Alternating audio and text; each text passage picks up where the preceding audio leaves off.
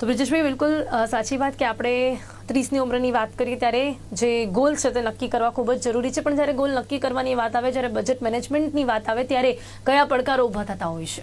હવે બજેટની જ્યારે આપણે વાત કરીએ ને ત્યારે એ બજેટ એ બેઝિકલી આપણને એ ટેવ નથી હોતી કે આપણે બજેટ બનાવીને ખર્ચ કરીએ. અને એક ખ્યાલ મિસકન્સેપ્શન બજેટ માટે એવો છે કે બજેટ બનાવીએ તો એ આપણને રિસ્ટ્રિક્ટ કરે છે. હવે જ્યારે તમે ગોલ સેટ કર્યા છે અને તમને તમારી પ્રાયોરિટી ખબર છે ત્યારે એ પ્રાયોરિટી અનુરૂપ તમારા જે કેશ ફ્લોને મેનેજ કરવાની જે ફ્રીડમ છે ને એ તમને બજેટ આપે છે. હવે સામાન્ય રીતે આપણી જે મની મેનેજ કરવાની જે ફોર્મ્યુલા છે ને એ કંઈક આવી હોય છે કે પહેલાં આપણી ઇન્કમ આવે છે એમાંથી આપણે ખર્ચ કરીએ છીએ અને પછી જે કાંઈ બચે છે એને આપણે ઇન્વેસ્ટ કરીએ છીએ.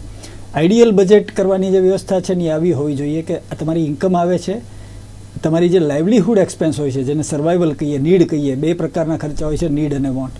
તો જેને નીડ કહીએ એ સામાન્ય રીતે 30ની ઉંમરમાં જ્યારે પહોંચેલા હોય છે કેરિયરમાં ત્યારે depending upon stage of career તમારી 30થી 40% તમારો નીડ બેઝ ખર્ચ હોતો હોય છે. સો નોર્મલી એનો મતલબ એવો છે કે તમારી સેવિંગ કેપેસિટી 50-60% જેવી હોય છે, પણ એવું થઈ શકતું નથી કારણ કે આપણા ઘણા બધા ખર્ચા આપણી ભવિષ્યના ગોલ જ્યારે નિશ્ચિત નથી હોતા એટલે આપણા ઘણા બધા ખર્ચા પ્રેઝન્ટ વોન્ટમાં સ્પેન્ડ થઈ જતા હોય છે. એટલે બજેટ બનાવતી વખતે સૌથી મોટું એ ખ્યાલ આવવો જોઈએ કે આપણા મગજમાં આપણી પ્રાયોરિટી ક્લિયર હોવી જોઈએ. અને પ્રાયોરિટી આપણા મગજમાં જ્યારે ગોલ સેટિંગ કરી લીધું હોય ત્યારે આપણા મગજમાં ક્લિયર હોય ત્યારે આપણે બજેટ એવી રીતે બનાવી શકીએ કે જેથી આપણી પ્રાયોરિટીને અનુરૂપ આપણે પૈસાને આગળ ઉપયોગમાં લઈ શકીએ. એટલે એ પડકાર સૌથી મોટો હોય છે. જે પડકારને જો ઓવરકમ કરી લો ગોલ સેટિંગના માધ્યમથી તો તમે તમારા બજેટને અસરકારક રીતે મેનેજ કરી શકો છો. જી બિલકુલ. અને હવે વાત આપણે એ કરીએ કે ચલો બજેટ મેનેજમેન્ટની વાત હોય ને ત્યારે સૌથી મોટો પડકાર કદાચ એવું આપણે કહી શકીએ કે આપણે કેટલું પણ બજેટ મેનેજ કરતા હોઈએ બ્રિજેશભાઈ, પણ જ્યારે કોઈ અચાનક જ કંઈક બનતું હોય, એક્સિડન્ટલી કંઈ બનતું હોય, કોઈ એવી સિચ્યુએશન આવી જતી હોય કે જેમાં આપણને ઇમરજન્સી ફંડની જરૂરિયાત પડી જાય. આપણે ભલે ઘણું સારું બધું આપણી સેલેરી હોય ને બધું જ સારું ચાલતું હોય, પણ અચાનક એવું બનતું હોય છે ત્યારે ઇમરજન્સી ફંડ કેટલો અને હોવો એકચ્યુઅલમાં કેટલું જરૂરી છે? એટલે ઇમરજન્સી ફંડનો બહુ મહત્વનો રોલ તમારા મની મેનેજમેન્ટમાં છે. ઇમરજન્સી ફંડ છે ને એ માટેની જોગવાઈ કરવાની જરૂરી છે કે આપણે જ્યારે મની મેનેજ કરીએ છીએ, આપણે જ્યારે ફાઇનાન્શિયલ પ્લાનિંગ કરીએ છીએ ત્યારે આપણે જે પ્રિડિક્ટેબલ આપણી ફ્યુચરમાં જે રિક્વાયરમેન્ટ છે જેને આપણે પ્રિડિક્ટ કરી શકીએ છીએ એની માટે આપણે પ્લાન કરીએ છીએ. પણ લાઈફમાં ઘણું બધું અનપ્રિડિક્ટેબલ હોય છે. ફોર એન એક્ઝામ્પલ, તમારું ફ્રીજ બગડી જવું, તમારી કાર બગડી જવી, આવા બધા જે ખર્ચા છે જે આકસ્મિક છે જેનો માટે પ્લાન થઈ શકવો સંભવ નથી. તો એ જે બધા આકસ્મિક ખર્ચા છે એ ખર્ચા જ હંમેશા કાયમ આપણને જે આપણી જે સેવિંગ છે ને એને ઇન્વેસ્ટમેન્ટમાં કન્વર્ટ કરવા માટે ઇન્સિક્યોરિટી આપતા હોય અને આપણે જે સેવિંગ છે એને 100% ઇન્વેસ્ટ નથી કરી શકતા. તો જો ઇમરજન્સી ફંડ આપણે પ્રોવાઈડ કરીને રાખ્યું હોય, જે સામાન્ય રીતે એની બે ફોર્મ્યુલા છે, થંબ રૂલ, દરેકની પોતાની જરૂરિયાત હોય પણ એક થંબ રૂલ ફોલો કરીએ આપણે તો તમારી આઈધર 3 મહિનાની સેલરી અથવા તો તમારા 6 મહિનાનો જે મેન્ડેટરી એક્સપેન્સ છે જેમાં તમારી ઘર ખર્ચ છે અને તમારા ઇન્સ્યોરન્સ કે EMI આવતો એનો સમાવેશ કરી શકો. આ બેમાંથી એકનો ઉપયોગ કરીને તમે તમારું ઇમરજન્સી ફંડ રાખી શકો જે અનપ્રિડિક્ટેબિલિટી માટે ફંડ પ્રોવાઈડ કરે. બેનિફિટ એ થાય આ ઇમરજન્સી ફંડનો કે એકવાર તમારી પાસે ઇમરજન્સી ફંડ છે એટલે તમારી ઇનસિક્યોરિટી જતી રહી કે ભાઈ તમારે અચાનક કદાચ પૈસાની જરૂર પડશે તો ક્યાંથી આવશે, અને એને આભારી તમે તમારી ભવિષ્યના જે નાણાકીય ધ્યેયો છે, તમારા ફાઇનાન્શિયલ ગોલ છે, જે જરૂરિયાતો છે એ જરૂરિયાતો માટે જે તમારે ઇન્વેસ્ટમેન્ટ કમિટ કરવાનું છે લોંગ ટર્મ ઇન્વેસ્ટમેન્ટ કમિટ કરવાનું ફ્રીડમ છે એ તમને ઇમરજન્સી ફંડ આપે છે. એટલે ઇમરજન્સી ફંડનો તમારા ફાઇનાન્શિયલ પ્લાનિંગમાં, તમારા મની મેનેજમેન્ટમાં બહુ પાયાનો રોલ છે. જી બ્રિજેશજી, હવે બજેટની વાત આવે ને ત્યારે આપણે એ જોઈએ કે સામાન્યથી સામાન્ય વ્યક્તિ પણ આજે એની જરૂરિયાતોને પૂર્ણ કરવા માટે લોન લેતો હોય છે. સામાન્ય બાબત થઈ ગઈ છે, પણ લોન લેવી એવી કોઈ સામાન્ય બાબત તો છે નહીં. આપણે પણ જાણીએ છીએ કેટલા ડોક્યુમેન્ટ્સ અને સાથે જ એ લોન પૂરી થાય તે માટેનું કમિટમેન્ટ આ બધું ખૂબ અઘરું હોય છે. ત્યારે લોન મેનેજમેન્ટ માટે આપની શું એડવાઇસ છે? હવે સામાન્ય રીતે લોન છે ને એ અત્યારે કન્ઝ્યુમરિઝમના જમાનામાં બહુ સરળતાપૂર્વક આપે કહ્યું એમ મળતી હોય છે, પણ આપણે એ વિચારીને જ કરવું જોઈએ કે આપણે કોઈ પણ લોન લઈએ, દાખલા તરીકે આપણે લોન લઈએ છીએ આપણા ઘરની ખરીદી માટે, તો એવા જે એપ્રિશિએટિંગ એસેટ જે હોય એની માટે તમે ક્યાંય લોન લેતા હો તો ઇટ મેક્સ સેન્સ. પણ તમારા ડે ટુ ડે ખર્ચા છે અથવા તો તમે કોઈ હાઈ ટિકિટ આઇટમ ખરીદવા માંગો છો ત્યારે લોન લેવી એ તમારા ફાઇનાન્શિયલ જે વેલબિંગ છે એની માટે કદાચ અનુરૂપ ન હોઈ શકે. એટલે લોન મેનેજમેન્ટમાં જે ધ્યાન રાખવાનું છે એ તમારે તમારી જે ટોટલ EMI તમે પે કરો છો એ તમારી આવકના 30-40% વધારે ન હોવું જોઈએ. એટલે એટલી જ લોન લો કે જેથી તમે EMI પે કરી શકો. બીજું, જ્યારે તમે એ લોન લેતા હશો ત્યારે તમારે બીજો આસ્પેક્ટ લોનના ડિસિઝનનો, મેં જે EMI વાળી વાત કરી એ તો છે જ તે 30-40%, પણ બીજો આસ્પેક્ટ એ જોવો પડે કે એટલો EMI જ તમારી પર હોવો જોઈએ કે જેથી તમે તમારા ભવિષ્યના જે ધ્યેય છે બાળકનું એજ્યુકેશન, મેરેજ છે કે રિટાયરમેન્ટ, એની માટે જે તમારે રોકાણો કરવાના છે એ રોકાણો ઉપર મેજર અસર ન આવે અને તમે બેયને બેલેન્સ કરી શકો, તમારી લોનના EMI પણ ભરી શકો અને તમે તમારી ભવિષ્ય માટેના રોકાણો પણ કરી શકો, એ બે બેલેન્સ થઈ શકે એ એક પેરામીટરને ખાસ ધ્યાન રાખી અને તમારે તમારી ઉપરની લોનની જવાબદારી ઊભી કરવી જોઈએ. જી બિલકુલ. એટલે ઘણી બધી બાબતો છે કે જે લોન લેતી વખતે પણ આપણે ધ્યાન રાખવું જરૂરી બની જાય છે. હવે વાત જ્યારે આપણે ઇન્વેસ્ટમેન્ટની કરીએ બ્રિજેશજી, આજના સમયમાં ઇન્વેસ્ટમેન્ટ માટે આપણી પાસે ઘણા બધા ઓપ્શન છે, સોનું, ચાંદી, શેર માર્કેટ, એવરીથિંગ. તો આપનું શું માનવું છે કે સૌથી પહેલાં તો ઇન્વેસ્ટ ક્યાં કરવું જોઈએ, કેટલું કરવું જોઈએ અને ઇન્વેસ્ટમેન્ટ કરતી વખતે કઈ બાબતોનું ધ્યાન રાખવું જોઈએ? હા, એટલે એક બહુ ઇન્ટરેસ્ટિંગ સવાલ છે જે ઘણીવાર મને આવી રીતે પૂછાતો હોય કે ભાઈ બેસ્ટ ઇન્વેસ્ટમેન્ટ કયું છે. So normally there is nothing like best investment, કારણ કે જે ઇન્વેસ્ટમેન્ટ વ્હીકલ અવેલેબલ છે ને એ બધાનો ચોક્કસ એક રોકાણકારની ફાઇનાન્શિયલ જર્નીમાં રોલ છે. બરોબર છે? એટલે એવું કશું નથી હોતું કે આ ઇન્વેસ્ટમેન્ટ એ સારું છે, આ ઇન્વેસ્ટમેન્ટ ખરાબ છે. જે ઇમ્પોર્ટન્ટ પાર્ટ છે એ સમજવાનો છે કે તમારી માટે એઝ એન ઇન્વેસ્ટર, તમારી માટે તમારી સિચ્યુએશનને અનુરૂપ, તમારી માટે અનુરૂપ જે તમને યોગ્ય લાગે એવું ઇન્વેસ્ટમેન્ટ કયું છે, તમારી નીડને પૂરી કરે એવું. સો તમારી નીડની આઈડેન્ટિફિકેશન કરવી બહુ જરૂરી છે ઇન્વેસ્ટમેન્ટ વ્હીકલ સિલેક્ટ કરતી વખતે. કોઈ પણ ઇન્વેસ્ટમેન્ટ વ્હીકલ કરીએ ત્યારે એના બે આયામ આપણે ખાસ જોવા જોઈએ. પહેલો આયામ છે રિટર્ન કેટલું આપે છે અને બીજો આયામ છે એનું રિસ્ક કેટલું છે. અને સામાન્ય રીતે રોકાણકારમાં રિસ્કના બે પ્રકાર હોય છે. એક પ્રકાર તમે કેપિટલ જે રોકી છે એમાં તમને કંઈ નુકસાન જાય અને બીજો પ્રકાર એની વધઘટ, વોલેટિલિટી તરીકે ઓળખવામાં આવે છે. તો જો યોગ્ય સલાહકારના સાથે તમે રોકાણ કરતા હો તો વોલેટિલિટી તો તોય તમારે ફેસ કરવી જ પડે. એટલે તમે કોઈ પણ ઇન્વેસ્ટમેન્ટ વ્હીકલ સિલેક્ટ કરો ત્યારે તમારે તમારી જરૂરિયાત કઈ છે, મતલબ કે તમારે પૈસા ક્યારે જોઈએ છીએ, એ જે ધ્યેય માટે તમે પૈસા રોકો છો એ ધ્યેય પરની મોંઘવારી કેટલી છે અને એ મોંઘવારીને ધ્યાનમાં લઈને તમારે જરૂરી પૈસા તમે ભેગા કરી શકો એ માટે વળતર આપતા રોકાણ માધ્યમો કયા હેતુ માટે સુટેબલ છે એના બેઝ ઉપર તમારે તમારી ઇન્વેસ્ટમેન્ટની પ્રોડક્ટ સિલેક્ટ કરવી જરૂરી છે, જેને અમારી ભાષામાં એસેટ એલોકેશન પણ કહેવામાં આવે છે, કે જેમાં તમારા કેટલા પૈસા છે એ તમારી સેફ ઇન્વેસ્ટમેન્ટમાં હોવા જોઈએ જ્યાં લિક્વિડિટીને પ્રાધાન્યતા છે, અને કેટલા પૈસા છે એ તમારી ગ્રોથ એસેટમાં હોવા જોઈએ ત્યાં તમારું રિટર્ન છે એ તમારી મોંઘવારી કરતાં બેટર આવતું હોય, કે જેથી તમે હાર્ડવર્ક કરીને પૈસા કમાઓ છો એવી જ રીતે તમે તમારા પૈસાને પણ હાર્ડવર્ક કરાવી શકો. સો ઇન્વેસ્ટમેન્ટ બધા પોતાની જગ્યાએ સારા છે. જે ઇમ્પોર્ટન્ટ સમજવાનું છે એ તમારી નીડને કયા ઇન્વેસ્ટમેન્ટ પ્રોડક્ટ છે અથવા તો કઈ ઇન્વેસ્ટમેન્ટ વ્હીકલ તમારી નીડને સેટિસ્ફાય કરે છે એના બેઝ ઉપર તમારી ઇન્વેસ્ટમેન્ટને પસંદ કરવા જોઈએ. જી જી બિલકુલ. બ્રિજેશ, ઇન્વેસ્ટમેન્ટમાં સામાન્ય તો લોકો, મેં આપને કહ્યું ને કે સમજતા હોય કે સોનું લઈ લેવું કાં તો શેર માર્કેટમાં લોકો વધારે ઇન્વેસ્ટ કરતા હોય, એ કેટલું સારું કહી શકાય સામાન્ય વ્યક્તિ માટે?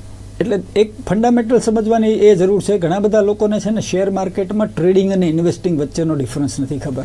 ટ્રેડિંગ કરતો માણસ પણ એમ કહેતો હોય છે કે હું ઇન્વેસ્ટ કરું છું. ટ્રેડિંગ તમારે ત્યારે કરાય કે જ્યારે તમને બધી જ વસ્તુની ખબર પડતી હોય જે તમે ટ્રેડ કરો છો.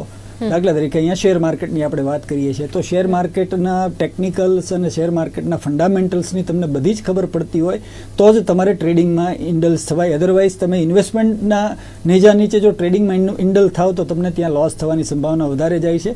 જે આજકાલ હમણાં તાજેતરના સેબીના રિપોર્ટમાં એ બહાર આવ્યું છે કે ભાઈ ટ્રેડરમાંથી 90% ટ્રેડર પૈસા કમાયા વગર પૈસા ખોઈ અને માર્કેટમાંથી બહાર આવ્યા છે. તો ટ્રેડિંગ અને ઇન્વેસ્ટમેન્ટનો ફરક સમજવાની જરૂર છે. એક સામાન્ય રોકાણકાર કે જેને પોતાના બાળકના ભવિષ્યમાં એજ્યુકેશન માટે, એના મેરેજ માટે અને પોતાના રિટાયરમેન્ટ માટે પૈસા ભેગા કરવાના છે એને ટ્રેડર બનવાની જરૂર નથી, કારણ કે એક ફૂલ ફ્લેજેડ પોતાના એક નોકરી વ્યવસાયમાં સંકળાયેલો છે જ્યાંથી આવક કમાય છે. એને જે જરૂર છે ઇન્વેસ્ટર બનવાની જરૂર છે. અને ઇન્વેસ્ટર કરતી વખતે તમે હંમેશા કોઈ પણ રોકાણ માધ્યમ સિલેક્ટ કરશો તો એ લાંબા ગાળાનું હોવું જોઈએ. એ ટૂંકા ગાળાનું 1, 2, 4, 6 મહિનામાં તમે એને લીધું અને વેચી કાઢ્યું એ એપ્રોચથી ન ચાલે. એટલે ઇન્વેસ્ટર તરીકે તમારે જ્યારે ઇન્વેસ્ટ કરવાનું હોય ત્યારે તમે શેર બજારમાં જતા હો છો તો એમાં લાંબા ગાળે જો તમે પ્રોપર કંપની સિલેક્ટ કરી અથવા તો પ્રોપર મ્યુચ્યુઅલ ફંડ સિલેક્ટ કર્યા હોય તો લાંબા ગાળે તમને એમાં ફાયદો જ થવાનો છે, એમાં તમને નુકસાન જવાનું નથી. અને વિવિધ એસેટ ક્લાસમાં તમારે મોંઘવારીથી બેટર રિટર્ન જોતું હોય જેને અમે ગ્રોથ એસેટ કહીએ છીએ. તો એ ગ્રોથ એસેટમાં હંમેશા ઇક્વિટી માર્કેટ એક ઇમ્પોર્ટન્ટ રોલ પ્લે કરે છે. પછી એ તમે સીધી કંપનીમાં પૈસા રોકો કે તમે મ્યુચ્યુઅલ ફંડના માધ્યમથી આગળ વધો. જી, હવે વાત કરીએ આપણે વીમા કવરેજની. તો બ્રિજેશજી, વીમા કવરેજને લઈને આપનું શું માનવું છે? કયા પ્રકારના વીમા હોવા ખૂબ જ જરૂરી છે? આ પણ એક ઇન્ટરેસ્ટિંગ આસ્પેક્ટ છે. વેલ્થ ક્રિએશન ઉપર આપણે વાત કરી રહ્યા છીએ મની મેનેજમેન્ટના માધ્યમથી. ત્યારે વેલ્થ ક્રિએશનમાં આગળ વધતા પહેલાં તમારે તમારા વેલ્થ પ્રોટેક્શનને એન્શ્યોર કરવું ખૂબ જરૂરી છે. એમાંનો એક આસ્પેક્ટ આપણે ઇમરજન્સી ફંડવાળો ડિસ્કસ કરી લીધો કે જેથી ઇમરજન્સીના સમયે તમારે તમારા એસેટમાંથી, તમારી વેલ્થમાંથી પૈસા ન ઉપાડવા પડે. ઇમરજન્સી ફંડ તમારી અનપ્રિડિક્ટેડ ખર્ચાને ફંડ કરે. એવો જ બીજો આસ્પેક્ટ છે ઇન્સ્યોરન્સ લેવા. હવે ઘણી બધી વાર એવું જોવામાં આવતું હોય છે કે ઇન્ડિયામાં લોકો ઇન્સ્યોરન્સને એક ખર્ચ તરીકે જોવે છે. હાલાકી એ ખર્ચ નથી. કેવી રીતે? હું ઉદાહરણ આપીને સમજાવું કે તમે એક બ્રેડ વિનર છો, તમે ઘરના મુખ્ય કમાનાર વ્યક્તિ છો, તમારી આવક ઉપર ઘરની ઇકોનોમી, ઘરનું ફાઇનાન્સ ડિપેન્ડન્ટ છે. ભગવાન ન કરે અને કમાનાર વ્યક્તિને કંઈ પણ થાય તો ફેમિલીની ફાઇનાન્શિયલ સુરક્ષા જો તમારે નિશ્ચિત કરવી હોય તો તમારે લાઈફ ઇન્સ્યોરન્સ આવશ્યક છે. લાઈફ ઇન્સ્યોરન્સમાં જે ભૂલો થતી હોય છે એ ભૂલોથી બચવા તમારે ખાસ ધ્યાન રાખવું જોઈએ. તમે ઇન્સ્યોરન્સ અને ઇન્વેસ્ટમેન્ટને ક્યારેય ભેગું ન કરો.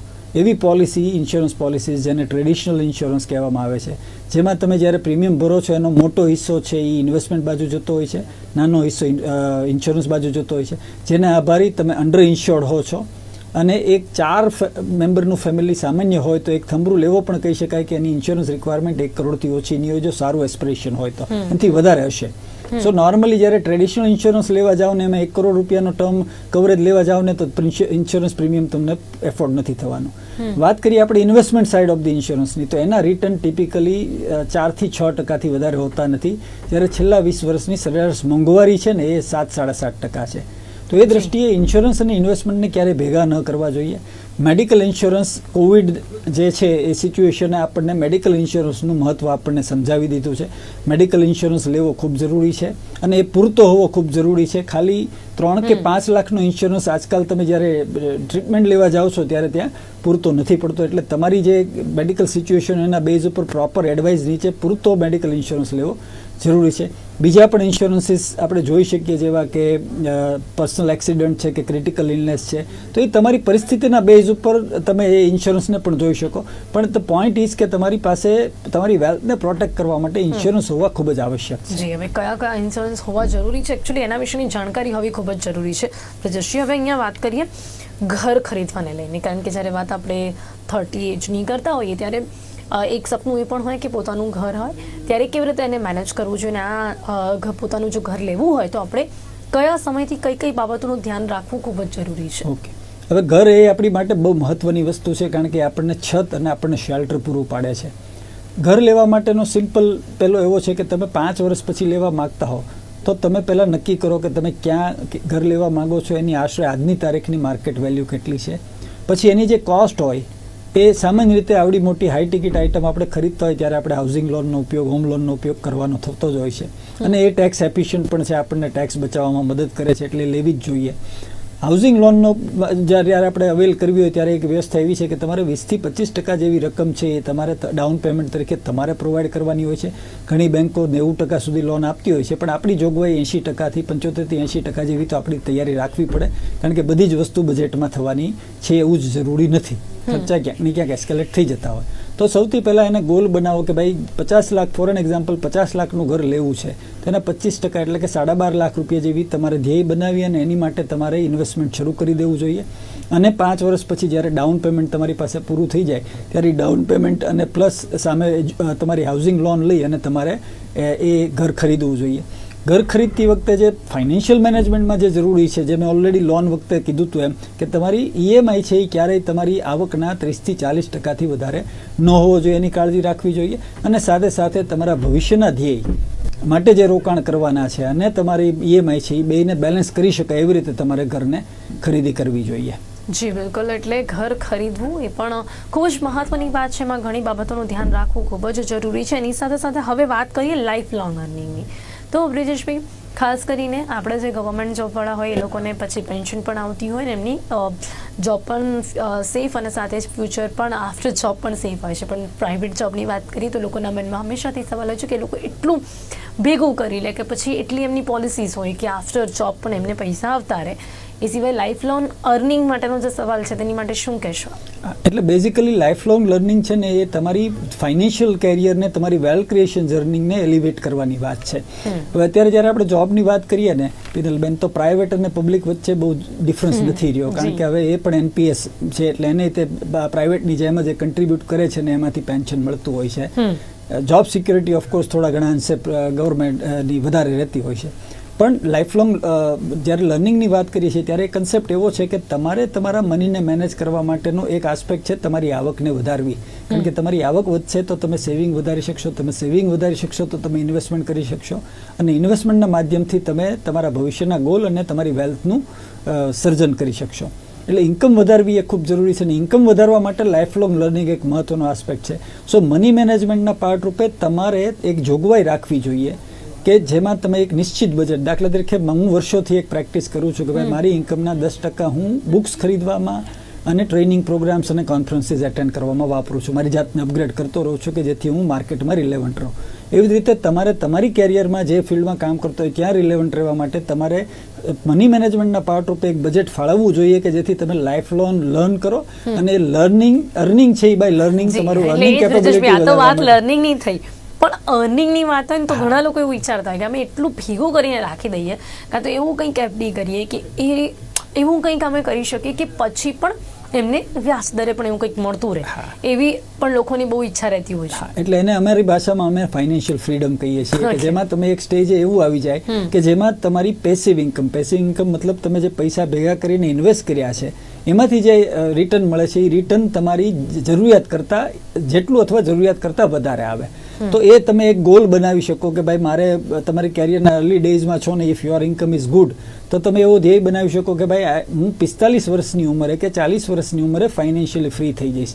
એનો મતલબ એવો છે કે તમે એગ્રેસિવ ઇન્વેસ્ટ કરી અને એટલું કોર્પસ ભેગું કરો કે 40 કે 45 વર્ષે તમારી એ પોર્ટફોલિયોમાંથી જે ઇન્કમ આવે છે એ તમારી જે જરૂરિયાત છે દર મહિને ઘર ચલાવવા માટેની, એ જરૂરિયાત જેટલી ઇન્કમ ઊભી થાય. એનો મતલબ એવો નથી કે આપણે 45 વર્ષે રિટાયર થઈ જવાનું છે. એનો મતલબ એવો છે કે આપણે 45 વર્ષે એ સ્ટેજે પહોંચવાનું છે કે જ્યાં આપણી પોર્ટફોલિયો ઇન્કમ, પેસિવ ઇન્કમ એટલી છે કે આપણે એક્ટિવ ઇન્કમ પર ડિપેન્ડન્ટ નથી રહેતા. એનો મતલબ એવો નથી કે કામ કરવાનું બંધ કરી દેવાનું, પણ એ તમને ફ્રીડમ આપે છે કે તમે તમારું ગમતું કામ કરી શકો, તમને જ્યાં મજા આવે છે એવું કામ કરી શકો. તમારી પર એવું કોઈ પ્રેશર નથી કે ભાઈ જો હું મારું ગમતું કામ કરવા જઈશ ને ત્યાં મને આવક ઓછી થશે, એની કરતાં ફરજિયાત મારે ઘર ચલાવવાનું છે તો હું એવું કામ કરું કે જે ગમતું નથી પણ પૈસા ત્યાં વધારે મળે છે. એ જે કોર્પોરેટ સેક્ટરમાં જે એક વિડંબના રહેતી હોય છે એનું સોલ્યુશન ફાઇનાન્શિયલ ફ્રીડમ એટલે કે લાઈફ લોંગ અર્નિંગના માધ્યમથી તમે સોલ્વ કરી શકો છો. જી બિલકુલ. આવો તો ઘણા બધા સવાલો હોય છે, અને આ ઘણા સવાલો માટે એટલે કે વ્યાવસાયિક જે નાણાકીય સલાહ હોય છે તેને લેવા માટે જે ફાઇનાન્શિયલ એડવાઇઝર્સ હોય છે એમની સલાહ લેવી પણ કેટલી જરૂરી હોય છે ને કેટલી મહત્વપૂર્ણ હોય છે. ઓકે, હવે તમારે કોઈ પણ તમારી લાઈફમાં કંઈ પણ કામ કરવું હોય ને તો તમારી પાસે બે રસ્તા છે એની માટેની જરૂરી આવડત કળવા માટે. ક્યાં તો તમે સમય આપો અને એ માટેની જરૂરી આવડત તમે કેળવો, મતલબ યુ ઇન્વેસ્ટ યોર ટાઈમ અને તમે ફાઇનાન્શિયલ મેનેજમેન્ટ, મની મેનેજમેન્ટ તમે ડેવલપ કરો, તમે કોર્સીસ લો, તમે ટ્રેનિંગ લો અને તમે જાતે એ માટેની એક્સપર્ટાઇઝ કેળવો ને તમે જાતે તમારા મનીને મેનેજ કરો. બીજો વિકલ્પ છે તમે એક એક્સપર્ટને આઉટસોર્સ કરો. બરાબર છે. So it is always a choice between ક્યાં તમારે તમારો મનીને ઇફેક્ટિવ મેનેજ કરવા માટે ટાઈમ ઇન્વેસ્ટ કરવો પડશે તમારે જ, અને ક્યાં તમારે એક એક્સપર્ટને ફીઝના સ્વરૂપે કે એના કમ્પન્સેશનના સ્વરૂપે તમારે પૈસા આપવા પડશે. So time or money is the choice. તમે એક્સપર્ટાઇઝ કેળવવા માટે ટાઈમ આપશો તો તમારે તમારા પ્રોફેશન માટે જ્યાં તમારે તમારી કેરિયર બનાવવાની છે એની માટેનો ટાઈમ ક્યાંથી કાઢશો એ જો તમે બે બેલેન્સ કરી શકતા હો તો ચોક્કસ તમારે તમારી આવડત કેળવાય. અધરવાઇઝ તમે આઉટસોર્સ કરી અને એક એડવાઇઝર પાસેથી એડવાઇઝર તમને પ્રોફેશનલી હેલ્પ કરે કે તમારા મનીને કેવી રીતે મેનેજ કરવું.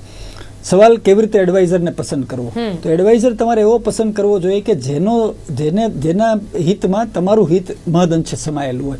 એનો ઇન્ટરેસ્ટ એવો ન હોય કે એને એક પ્રોડક્ટ વેચી અને ઝડપથી આગળ બીજાને વેચવા નીકળી જવું છે. એવો એડવાઇઝર પસંદ કરવો જોઈએ કે તમારી સાથે બેસી સમય ગાળી અને તમારી જરૂરિયાત એક્ઝેક્ટલી શું છે, તમે આ પૈસાનો ઉપયોગ ક્યારે કરવાના છો, એ જે હેતુ માટે કરવા માંગો છો એની મોંઘવારી કેટલી છે, એની માટે તમારે રોકાણ કેવું કરવું પડશે, તમે કેવી લાઇફસ્ટાઇલ જીવવા માંગો છો, અને પ્લસ તમારી લાઈફમાં અનપ્રિડિક્ટેબિલિટી માટેની જોગવાઈઓ, ઇમરજન્સીની જોગવાઈઓ કેવી છે, ઇન્સ્યોરન્સની જોગવાઈઓ કેવી છે, એ બધું સમજ્યા પછી તમારી માટે તમારે આવી રીતે મનીને મેનેજ કરવા જોઈએ એવી જે એડવાઇસ આપે એડવાઇઝર તમારી માટે વધારે સુટેબલ છે. એટલે એવી રીતે એ બધું કરી શકે. સાથે સાથે પ્રોફેશનલ ક્વોલિફિકેશન જોવા પણ જરૂરી છે, જેવા કે સર્ટિફાઈડ ફાઇનાન્શિયલ પ્લાનર છે, કે ચાર્ટર્ડ વેલ્થ મેનેજર છે, કે સર્ટિફાઈડ ફાઇનાન્શિયલ એનાલિસ્ટ છે. આવા ક્વોલિફિકેશન પણ બહુ ઉપયોગી બનતા હોય છે એવા એડવાઇઝર છે. સો આવી રીતે તમારે એડવાઇઝરને સિલેક્ટ કરવો જોઈએ. જી બિલકુલ. અને ખાસ કરીને અત્યારે જે પ્રકારે આપણે ઘણા મની મેનેજમેન્ટ, બજેટ મેનેજમેન્ટ વિશેની ઘણી બધી વાતો તમામ જે દર્શક મિત્રો છે તેમની સમક્ષ કરી છે, પરંતુ સમય અહીંયા સમાપ્ત થાય છે. આજે બ્રિજેશજી આપ અમારી સાથે જોડાયા, આ યોગ્ય માર્ગદર્શન લોકોને આપ્યું તે બદલ આપનો ખૂબ ખૂબ ધન્યવાદ. Thank you so much. Thank you for inviting મી. તો આજે ખાસ વાત કરી છે આપણે કઈ રીતે તમારા પૈસાના તમે મેનેજ કરી શકો છો, મની મેનેજમેન્ટ, બજેટ મેનેજમેન્ટ, કયા પડકારો રહેતા હોય છે, એની સાથે સાથે લોન મેનેજમેન્ટની વાત પણ આપને શીખવાડી છે, ઇમરજન્સી ફંડ વિશેની વાત પણ આપને કરી છે. હવે અત્યારે સમય અહીંયા સમાપ્ત થાય છે, પણ આવા જ ઘણા બધા સવાલોના જવાબ આપણે આ કાર્યક્રમ થકી આપતા રહીશું. અત્યારે રજા આપશો. નમસ્કાર.